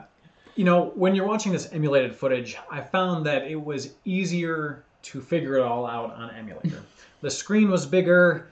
I could restart as many times as I wanted to without the Virtual Boy crashing, that kind of thing. On the actual Virtual Boy system, the confusion is much greater than on the emulated footage that you're seeing here. But yeah, I feel like maybe they just needed to dial down the speed maybe like 33%. Yeah. To deal with the Virtual Boy. Yeah, we're old. We can't deal with this. Can't deal with this crap. All right, you want to do one more? Or was that good? Yeah, let's do one more for that one. What is it, Vertical Force? Vertical Force. It is your standard shmup for the Virtual Boy. The difference being is that you actually have 2 planes of battle. You have an upper plane and a lower plane. It's a pretty decent shmup all in all. The challenge is the confusion with only being able to see red. Oftentimes in shmups, things are happening so fast, so color is a really good differentiator between friend, foe, bullet, upgrade, wall, all of those things. You just don't get that. It always comes back to the walls. That's right. Richie Walls over here. You just don't get that in Vertical Force. Now, the emulated footage that you're seeing is a little bit easier to follow. When you're playing it on an actual Virtual Boy, it's a little bit more confusing. At least it was for me. I kind of go both ways on that one. On the Virtual Boy, I had a clearer sense of like the depth of things and what was on each plane, which is important information because a lot of times you're only in danger of attacks that come from the same plane that you're on. So that's important information to know. But yeah, it's still not as... I feel like the game moves too fast for you to really make those sorts of... to really tell what's on each plane and make those decisions versus like Ikaruga, things were all stratified by color and you could just, boom, okay, wow, there's a lot of purple. I gotta flip over to, I don't know, was it orange? Whatever the other color was, you had to flip between the colors for Ikaruga. I think that worked a lot better than the planes on this game. But it's still one of the more fun games that we played on the Virtual Boy, I think. It is a solid shmup once you get used to it. It's just that you have to deal with 2 different planes all in the same color. Now, I hear you guys in the comment section saying, oh, but Tony, oh, but Richie, the Game Boy had some shmups. It was all monochrome. The Game Boy ran a lot slower than this. This is quick. Now, once you get used to it, it's a fine game. It's fun.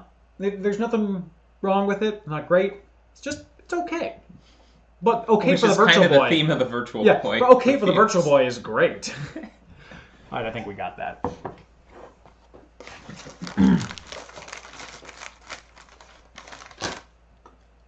Speaking of okay, let's go to Panic Bomber. Did you play this one or was it just me? Was that the It's a Puzzler? Bomberman. I Tetris. played it, yeah. Okay. A little bit.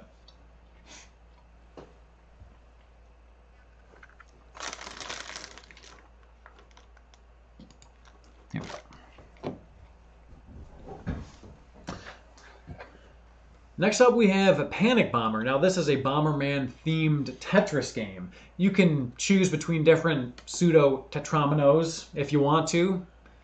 You can do that. It's fun. You have bombs that come in as a puzzler. You can explode stuff. It's pretty much as fun as Tetris is on steroids.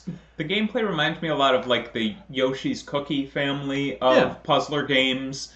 It's a simpler simpler sort of thing, but you have like lots of junk tiles falling in on you, and you've got some bombs that can really change the course of a game.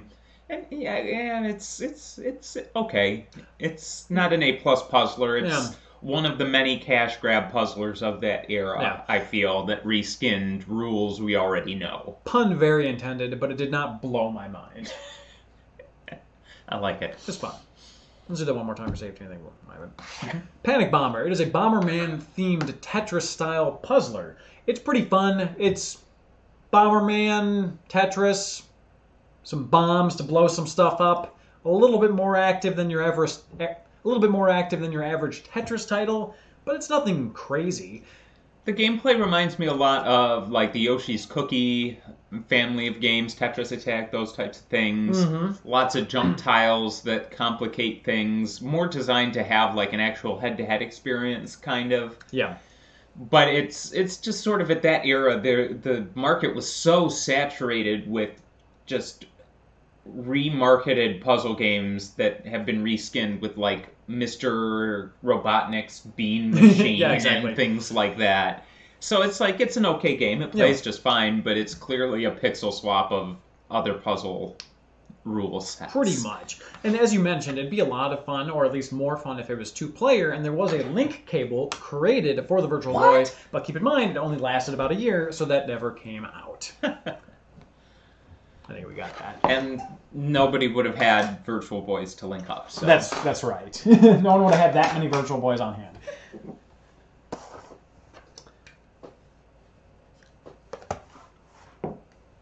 Blanking on the exact title of this one. Was it Faceball?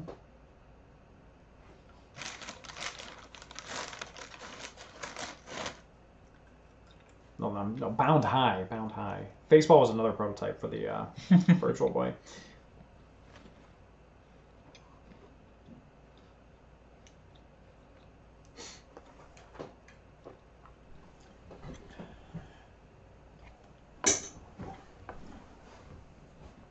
Now here we have a flash cart, the Flash Boy, which I flashed Bound High onto, so really showing this does nothing for us. But that said, Bound High is an unreleased prototype of a game that never got released because, again, Virtual Boy only had about a year's worth of shelf life, maybe a little bit less. Bound High is interesting because it probably has the very best use of the 3D. You have this robot/face bouncing in your face, and you have to land on these tiles and kill these enemies and avoid these obstacles and deal with wind and all of these different things. And it's just fun. Like, it has an amazing 3D experience without needing to be first person. You know what I mean? Right, and it's a very simple arcadey premise to the game. You just bounce up and down and you jump on things. It's as simple a concept as it can be, and that's usually what you want to do when you're trying to sell people on a new experience. Yeah. And it works. Yeah, it just sucks that it was never released because this should have been like a pack-in title. Right. Like, because I think people would have forgiven the whole, oh, well, it's not virtual reality if they would have had like a legitimately good, like, okay, this thing's coming up in my face. It's like a fun, arcadey little thing, just kind of like Tetris was for the Game Boy. Fun, arcadey, quick, addictive. That's what this game is. But yeah, that pack-in is the perfect word for it. It could be in the system, preloaded. Why not? That's right. Exactly. It is a great little title. Absolutely. And it was never released. Oh well. Alas. Alas. I think we got that. Probably don't need that again. Now we just have insmouse. It's based off an H.P. Lovecraft game, right? Or book, right? Maybe we should look it up again. Yeah, let's do it. Would you mind doing a touch of research just to refresh our memory on this one? What's the full title? Insmouse Yomakatakatakikudabado. I don't know. I don't speak the Japanese. Here, I'll look it up for you. Yeah, that's probably the smarter way to do it. Smells no Yakata. Based on a film that's based on a story by H.P. Lovecraft. The Shadow over Innsmouse. insmouse, or they got insmouse. Right. Yeah, I know Innsmouth from the Innsmouth. Lovecraft stories, kind of, some a little bit, but.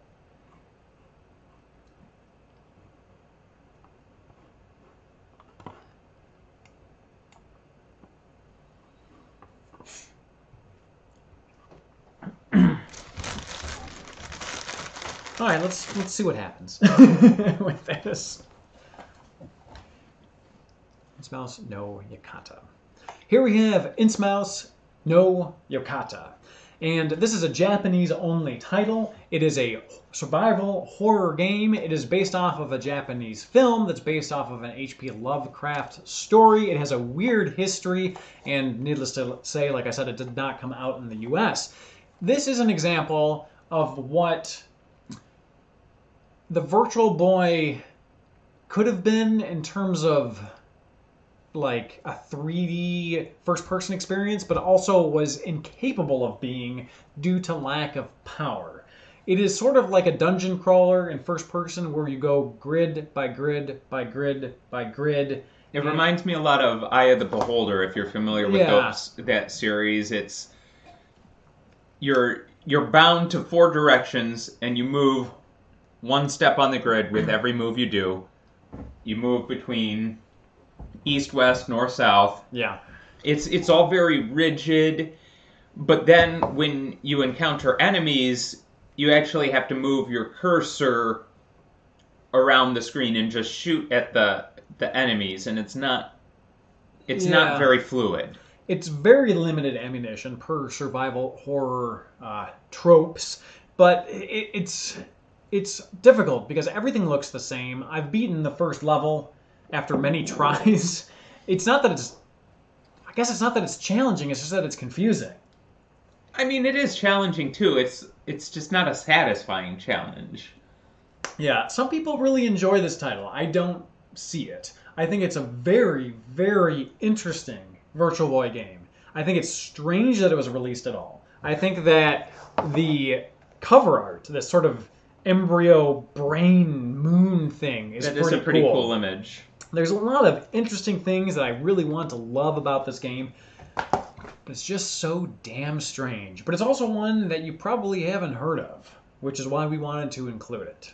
And then just like when you're actually in the game too, you kind of want the game to have more of a mood to it, but there's just not enough technology in the Virtual Boy to create a mood. It's like they tried to go for what the Virtual Boy was originally intended for, but not what ultimately it was capable of doing on release.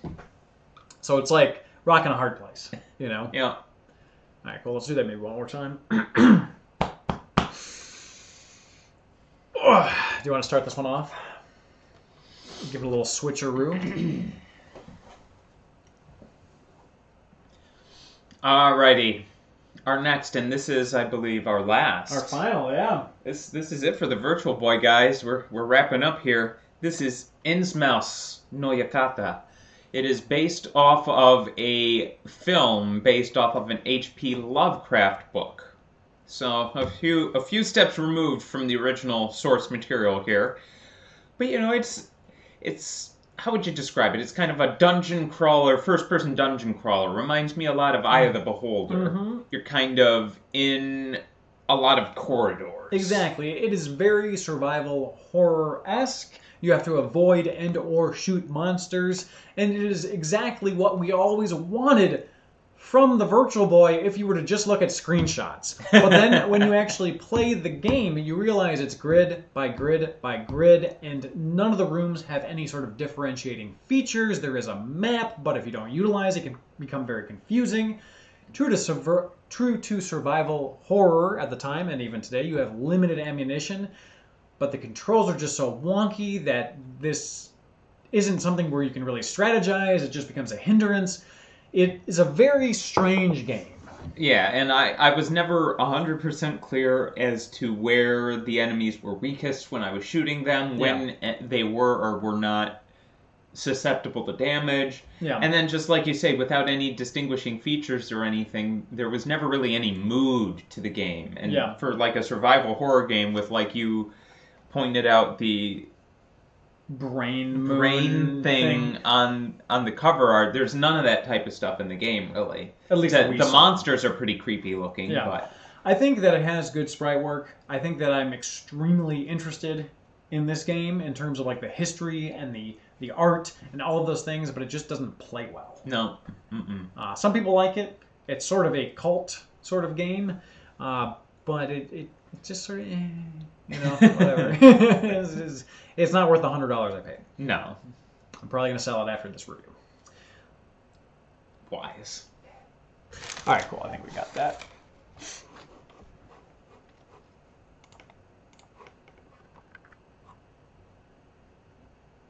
You all should blow each other for inspiration.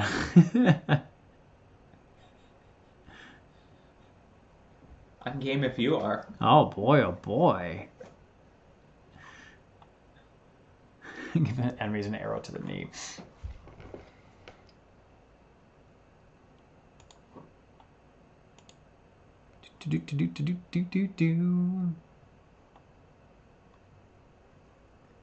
All right, so this is sort of like a wrap up.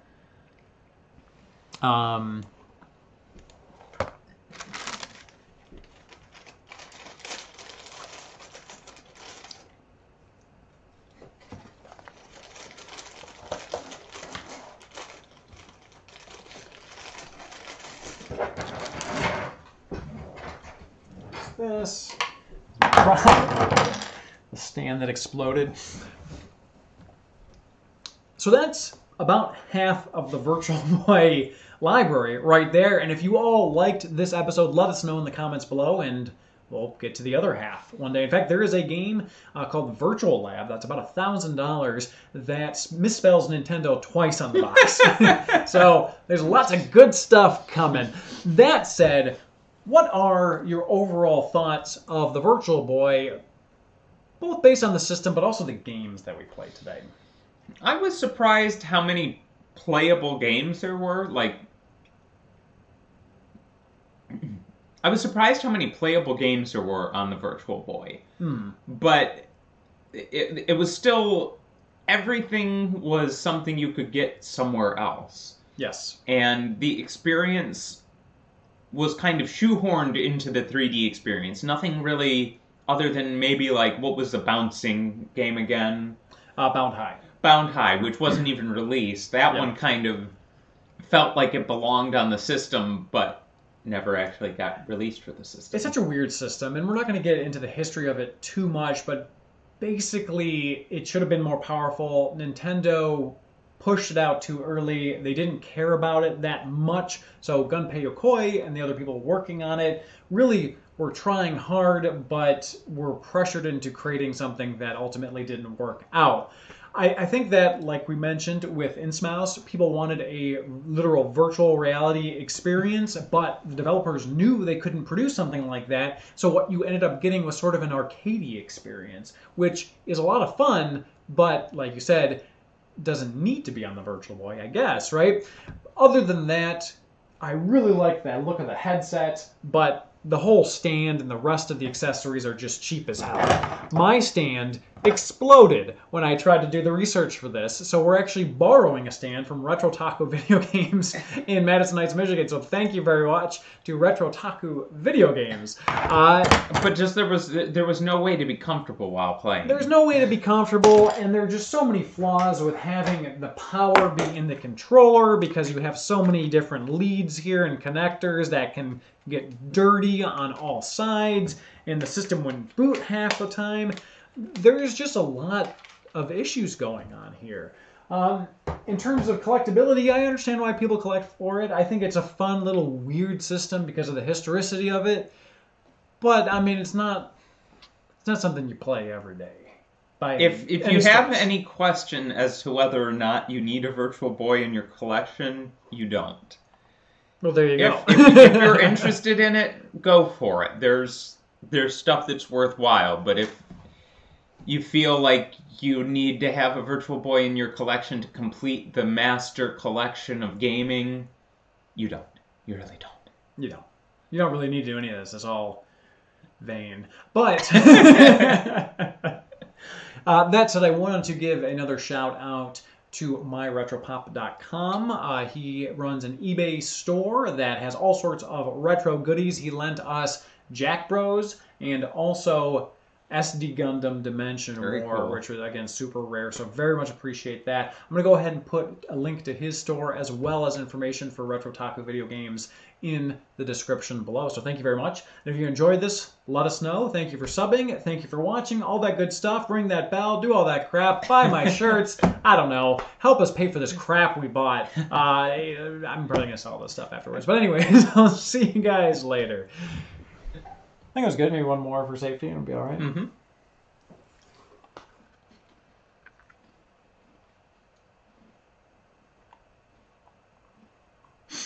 All right.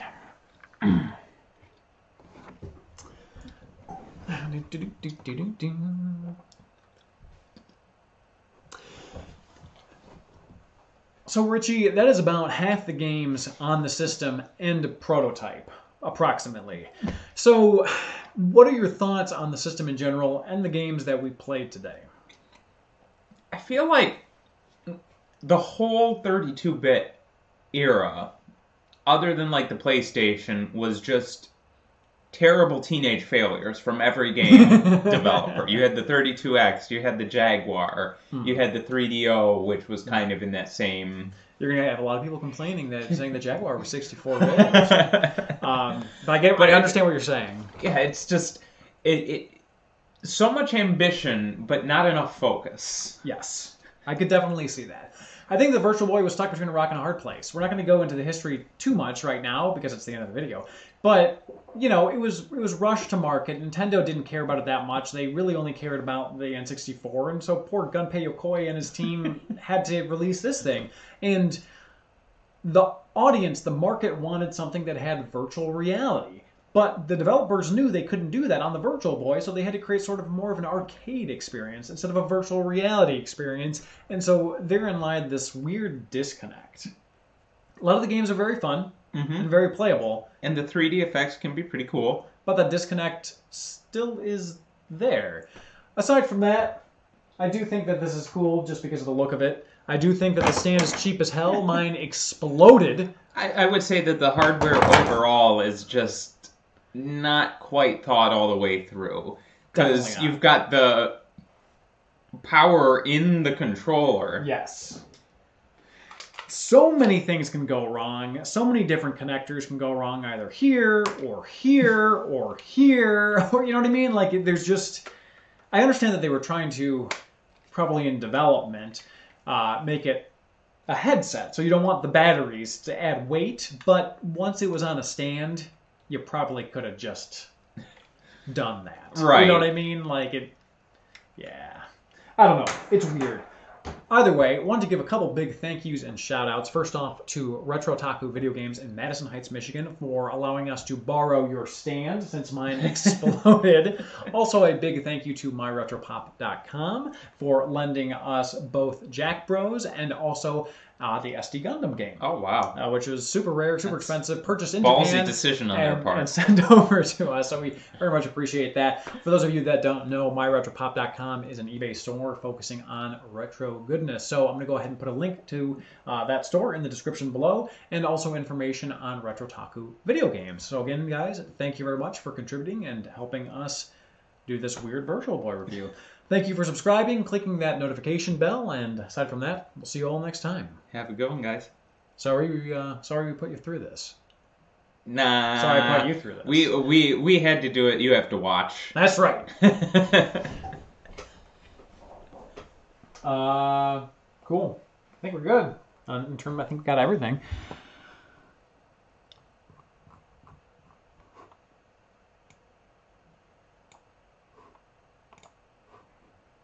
See if we have any good comments here. You see all my gray hairs.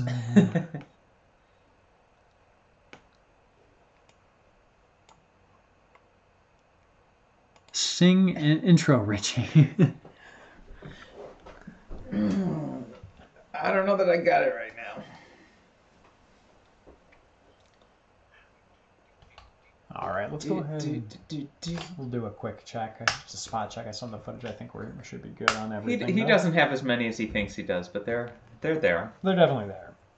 It's easier to tell with my gray hairs in person than, well, especially because I put product in my hair and whatever.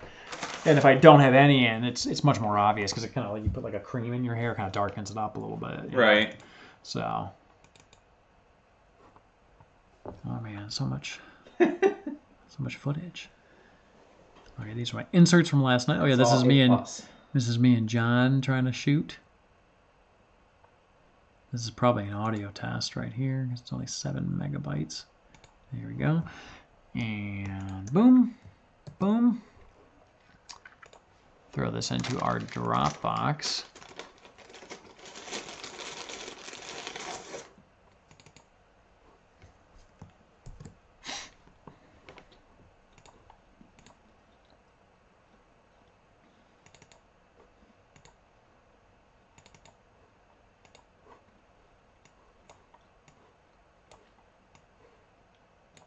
There we go. Does the Virtual Boy have a homebrew scene? It does. Go to Planet Virtual Boy. You can download different homebrew games. Some of them pop up on eBay once in a while. They do some physical releases. You're your mom's homebrew. That's true. But yeah, there are apparently some decent titles. Probably one of the bigger ones was Hyper Fighting, which was basically just Street Fighter 2 on Virtual Boy. Is it first person? No. It's literally just Street Fighter, but it's called Hyper Fighting. Let's see here real quick. Let's do a quick spot check.